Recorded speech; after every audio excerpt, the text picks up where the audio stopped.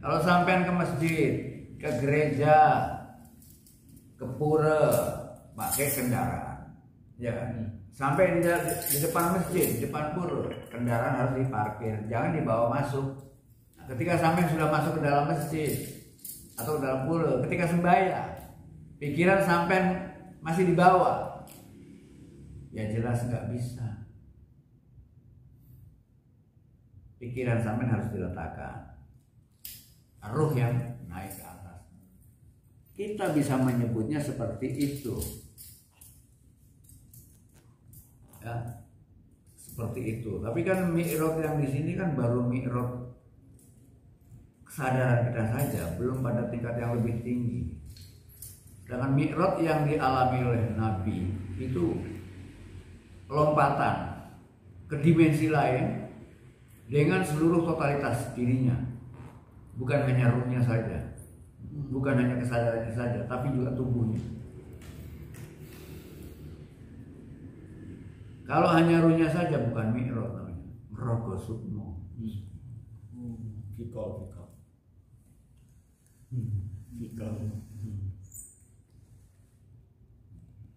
Nah, orang-orang yang baru merogo sukmo, orang-orang yang sembahyang jangankan kok mi'raj, rogo sukmo juga enggak. Orang sampai ngerokok semua itu sampai lupa tubuhnya, menggigit nyamuk masih rosok.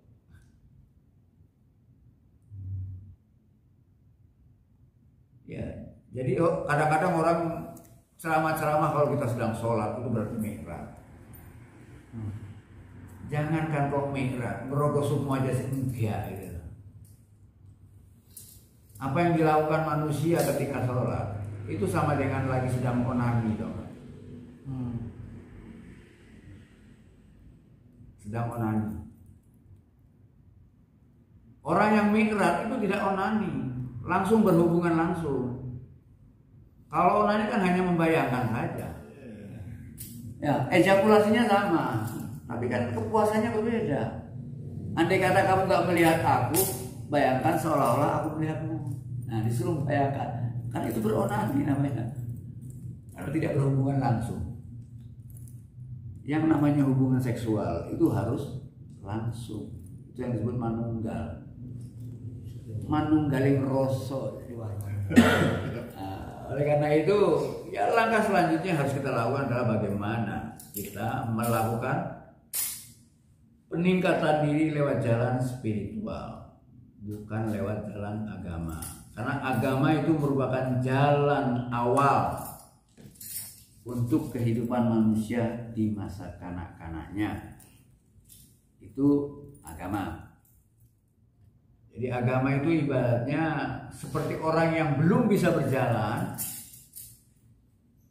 seperti anak-anak yang belum bisa berjalan, kemudian kita kasih dia tongkat yang bisa menolong dia untuk bisa berjalan. Itu fungsi agama sebagai tongkat, sehingga mampu menolong dia berjalan. Sama dengan orang yang pakai gini apa namanya, egram ya kan. Nah, kalau dia sudah mampu berjalan, apakah tongkat itu terus dipakai? Tidak. Kalau tongkat itu terus dipakai, jelas akan jadi penghambat dalam perjalanannya. Ya. Maka selanjutnya adalah bagaimana membuang tongkat itu. Kalau proses membuang tongkat itu gampang, tapi membuang keyakinan yang kita peroleh dari agama itu enggak gampang. Nah, proses membuang keyakinan ini yang disebut dengan proses spiritualisasi. Membuang keyakinan itu dalam spiritual kita menyebutnya adalah pengosongan. Di tingkat agama itu pengisian. Maka spiritualitas adalah pengosongan. Jadi spiritualitas bukan merupakan kelas selanjutnya setelah agama. Agama dan spiritualitas beda. Spiritualitas bukan katakanlah dia akademi, agama itu adalah SD, seolah-olah ini adalah kelanjutan, bukan. dua hal yang berbeda. Karena agama mengisi, spiritual mengosongkan. Beda, tidak kelanjutan. Ya. Jadi jangan salah kalau orang memahami bahwa spiritual agama juga mengandung spiritualitas. Enggak. Jadi proses membuang inilah yang disebut proses spiritualisasi. Itu sih disebut mateni karep. Jadilah kamu mayat. Tidak punya konsep apapun juga. Dalam Islam disebut dengan tasawuf. Menul gitu ya. Iya, mengenulkan itu artinya mengosongkan itu tadi.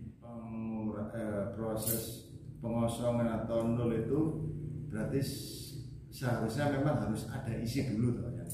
Oh ya jelas. Oleh karena itu isi terus dikosongkan. Oleh karena itu spiritualitas menjadi ada karena ada agama. Andai kata agama nggak ada, maka spiritualitas pun nggak perlu ada. Loh kalau nggak ada isinya nggak apa yang mau dikosongkan. Nah kemudian kenapa agama itu menjadi ada? Agama menjadi ada karena ada manusia kanak-kanak. Kenapa kok? Ada apa dengan manusia kanak-kanak? Manusia kanak-kanak itu sangat terbatas. Cara berpikir, pengalaman dan pengetahuannya. Kita nggak bisa menyampaikan kebenaran dan kebaikan pada anak-anak secara telanjang. Kebenaran yang kita sampaikan kepada anak-anak itu dalam keadaan sudah kita racik, kita formulasikan sesuai dengan kemampuan anak-anak. Oleh karena itu kebenaran yang kita sampaikan kepada anak-anak adalah kebenaran yang terbatas, kebenaran yang terbungkus, dibungkus agar ada hal-hal yang harus dirahasiakan, makanya dibungkus. Apa yang harus dirahasiakan? Banyak. Tentang apa? Tentang kelahirannya dia saja itu harus dirahasiakan. Tentang dari mana dia berasal itu pun juga harus dirahasiakan. Kita nggak bisa menceritakan pada anak-anak, kamu tuh dari apa? Kamu tuh datang dari vagina ibumu gitu. Nah, ya itu kan nggak bisa kita ceritakan sedemikian rupa. Kemudian kita juga nggak bisa menceritakan pada anak-anak bahwa Tuhan ada dalam dirimu. Kalau Tuhan ada dalam dirimu, tidak ada dorongan buat anak untuk mencari Tuhannya. Ya, makanya di tingkat agama Tuhan itu ada di sana. Sehingga kita harus menyembahnya ke sana, harus mencarinya ke sana. Ada upaya. Memang pada tingkat anak-anak harus dirangsang untuk berupaya. Maka itulah agama. Tapi selanjutnya manusia jangan berhenti di agama. Nah selama ini agama seolah-olah menjadi kebutuhan manusia di seluruh tingkatan. Padahal kebutuhan akan agama hanya pada tingkat anak-anak saja. Sehingga pengetahuan-pengetahuan yang terbatas dalam agama ini akhirnya membuat pengertian-pengertian agama yang sangat dangkal. Itulah yang membuat para penganut agama satu dengan yang lain gak pernah bersatu. Kalau semua penganut agama yakin bahwa Tuhan itu hanya satu, kenapa mereka masih bertengkar? Yang mereka pertengkarkan kan hanya masalah nama saja. Padahal wujudnya nggak pernah tahu, ya kan? Ribut hanya masalah nama dan sebutan. Makanya spiritualitas itu harus dicapai agar pertengkaran, keterbatasan, pemahaman